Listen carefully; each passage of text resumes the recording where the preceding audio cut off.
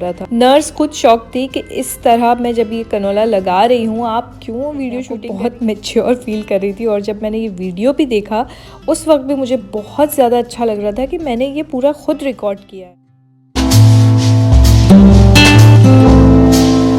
Hello my beautiful friends, कैसी हैं आप सब? मैं बिल्कुल ठीक हूँ और उम्मीद करती हूँ कि आप सब भी बिल्कुल ठीक होंगी। आप सोच रहे होंगे कि सुबह सुबह में ये मैं कहाँ आ गई हूँ, तो मैं पहुँची हूँ एस्टर हॉस्पिटल। मेरी सर्जरी है पेलीपेक्टोमी, जो कि यूट्रस की सर्जरी होती है एक माइनर सी। तो उसके लिए मुझे यहाँ पर डॉक्टर ने सुबह 7 बजे बुलाया था और इसीलिए मुझे यहाँ पर खुद ही एडमिट होने आना पड़ा। जी हाँ, आपको हंसी ज़रूर आई होगी ये सुनकर कि पेशेंट खुद ही एडमिट होने पहुँच गया हॉस्पिटल। तो ये बिल्कुल सच बात है। रीज़न यही था कि बच्चे छोटे हैं और आप जानते हैं कि छोटे बच्चों को इतनी सुबह उठाकर मैं हॉस्पिटल ले आती तो वो क्या हशर कर देते। और जो डिसीजन हमने लिया था वो बिल्कुल सही था, क्योंकि मुझे इंतज़ार करते करते करीब 10:30-11 बज गया और मेरा नंबर अभी तक नहीं आया था। काफी देर इंतजार करने के बाद ये अब जाकर मेरे हाथ पर ये बैंड इन्होंने लगाया है हॉस्पिटल एडमिशन का। बहुत ही बुरी मुझे ये सर्विस लगी एस्टर हॉस्पिटल की कि इन्होंने इतना गलत टाइमिंग दिया था कि यहाँ पर एक परिंदा भी नहीं था जब मैं पहुंची हूँ हॉस्पिटल, यकीन मानिए। तो बस अब ये इसके बाद मुझे भेज दिया गया इन साहब के साथ जो खड़े हैं और मैं लिफ्ट के थ्रू जा रही हूँ। इस वक्त मुझे पता नहीं था कि मुझे कहाँ ले जाया जा रहा है, तो बस मैं इन्हें फॉलो करती हुई इनके पीछे पीछे चल रही थी। बस जैसे जैसे मैं इनके साथ चलती जा रही थी उस वक्त मुझे थोड़ा सा इस वक्त यहाँ पर एक थोड़ा सा डर लगा कि यार अब सर्जरी की तरफ जा रही हूँ, क्योंकि इस तरह की सर्जरी मैंने कभी नहीं करवाई थी। सिजेरियन का एक्सपीरियंस हो चुका था तो इसलिए उसका डर दिमाग से बिल्कुल निकल चुका है। इन्हें फॉलो करते करते जब मैं इनके पीछे पीछे पहुँची तो ये मुझे एक वार्ड में ले गए। जी, तो मुझे एक वार्ड प्रोवाइड किया गया था हॉस्पिटल से। फिर वहाँ पर जो अटेंडेंट थे उन्होंने मुझे पूरा गाइड किया कि किस तरह से मुझे रूम को यूज़ करना है, किस तरह से बेड को यूज़ करना है। ये सब चीज़ें मुझे वो गाइड करने लगे। चलिए आइए अब हम करते हैं प्रॉपर हॉस्पिटल रूम टूर। ये है मेरा रूम गाइस, आपको दिखाती हूँ पूरा अंदर से। और ये है एस्टर हॉस्पिटल जहाँ पर मैं इस वक्त एडमिट हुई हूँ। पेलीपेक्टोमी सर्जरी है एंडोमेट्रियल यूट्रस की, तो दुआ करिए। तो बस कैसी गुजरती है बताती हूँ आपको और अपना रिव्यू आफ्टर माई सर्जरी। ये बैंड मेरे हाथ पे बन चुका है और बस अब ये लोग मुझे ये आ चुका है गाउन दिया है हॉस्पिटल का, बिल्कुल भी पहनने का दिल नहीं चाह रहा है। बेडशीट है, कह रही है नर्स कि हो सकता है जल्दी हो जाए। मेरा जो है ओटी में जाने का टाइम है 1 बजे का, लेकिन वो कह रही है कि शायद कभी कभी जल्दी भी हो जाती है। तो मैं कोशिश कर रही हूँ कि मैं रेडी हो जाऊँ उससे पहले। हालांकि मुझे कुछ खाना पीना है नहीं है। यहाँ पर एक टेबल भी लगी है, एक चेयर भी लगी है, सोफ़ा है और अच्छा सा रूम है, छोटा सा। प्रेगनेंसी याद आ गई यहाँ आकर। एक्चुअली जब भी प्रेगनेंसी होती है तभी एडमिट हुई, अल्हम्दुलिल्लाह। उससे पहले कभी ज़रूरत नहीं पड़ी एडमिट होने की। तो बस दुआ करिएगा कि मेरी रिपोर्ट्स भी क्लियर हैं। ये बैंड मेरे हाथ पे बन चुका है और बस अब ये लोग मुझे ये आ चुका है गाउन दिया है हॉस्पिटल का, बिल्कुल भी पहनने का दिल नहीं चाह रहा है। बेडशीट है, कह रही है नर्स कि हो सकता है जल्दी हो जाए। मेरा जो है ओटी में जाने का टाइम है 1 बजे का, लेकिन वो कह रही है कि शायद कभी कभी जल्दी भी हो जाती है। तो मैं कोशिश कर रही हूँ कि मैं रेडी हो जाऊँ उससे पहले। हालांकि मुझे कुछ खाना पीना है नहीं। यहाँ पर एक टेबल भी लगी है, एक चेयर भी लगी है, सोफ़ा है और अच्छा सा रूम है, छोटा सा। प्रेगनेंसी याद आ गई यहाँ आकर। एक्चुअली जब भी प्रेगनेंसी होती है तभी एडमिट हुई, अल्हम्दुलिल्लाह। उससे पहले कभी ज़रूरत नहीं पड़ी एडमिट होने की। तो बस दुआ करिएगा कि मेरी रिपोर्ट्स भी क्लियर हैं। इस वक्त अब मेरा ब्लड प्रेशर वगैरह चेक करके गई है। टेम्परेचर, ब्लड प्रेशर वगैरह जो भी इन लोगों को चेक करना होता है वो हो गया है। इस वक्त तक मैंने गाउन चेंज कर लिया था और मुझे काफ़ी ठंडक लग रही थी।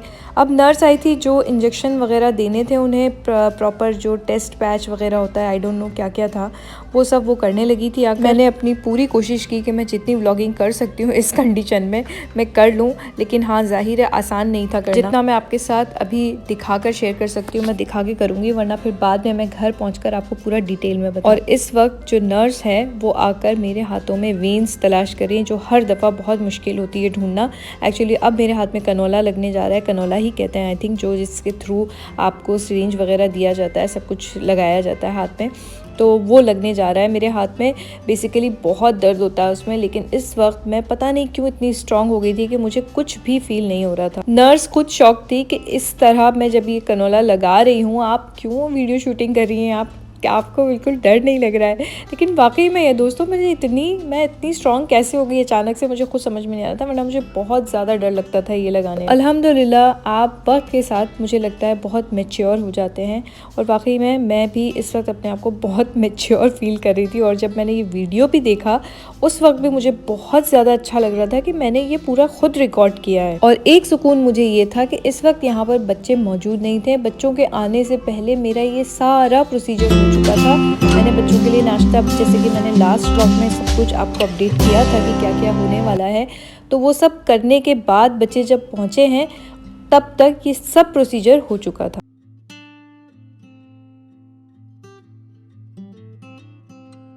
तो दोस्तों अब मैं हो चुकी हूँ पूरी तरह से प्रिपेयर ओटी में जाने के लिए। ये कुछ सिरिंज लगी है मेरे हाथ पर, इसके बाद ये लोग मुझे वहाँ पर शिफ्ट कर देंगे। शायद मैं अब व्लॉगिंग ना कर पाऊँ, तो अब मिलते हैं अब मेरे ऑपरेशन के बाद।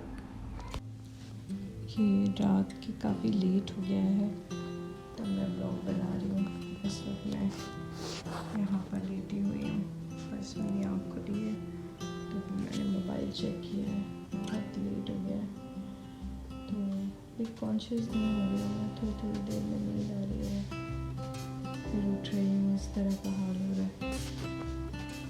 जब थोड़ी नॉर्मल हो जाऊँगी तब पूरा वीडियो बनाऊँगी इंशाल्लाह, फिर आपके साथ शेयर। दोस्तों सर्जरी तो मेरी हो गई थी और कंडीशन आप देख ही चुके हैं कि किस कंडीशन में थी मैं, तो उस वक्त तो व्लॉगिंग मुझसे हो नहीं पाई।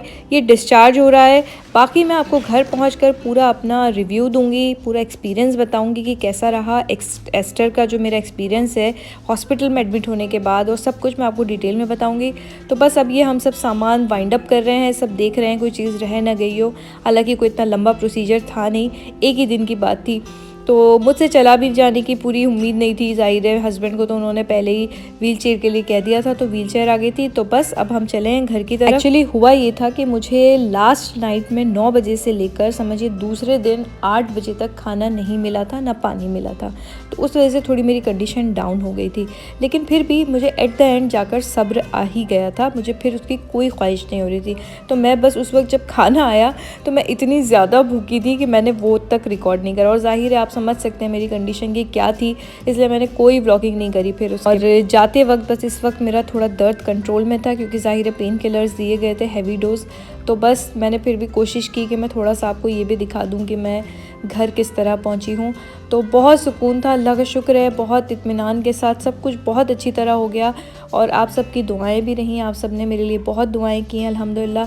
तो इंशाल्लाह मुलाकात करूँगी अपने अगले व्लॉग में, और पूरी डिटेल बताऊँगी आपको क्या किया है।